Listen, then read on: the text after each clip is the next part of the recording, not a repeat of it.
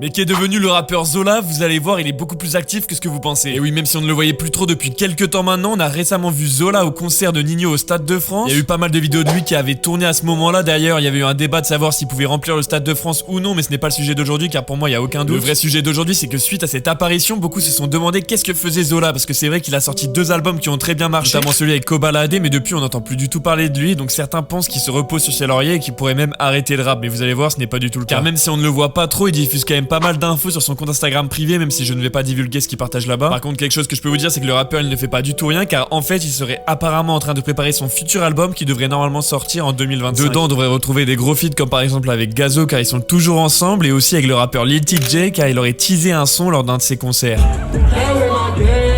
En plus, en dehors de la musique, le rappeur il fait beaucoup d'autres business, notamment de l'immobilier. On peut voir qu'il s'achète souvent des biens, et donc ne vous inquiétez pas pour lui, son business tourne très bien. Il s'est d'ailleurs récemment acheté d'autres véhicules et des nouveaux bijoux de luxe car le rappeur est fan de bijoux.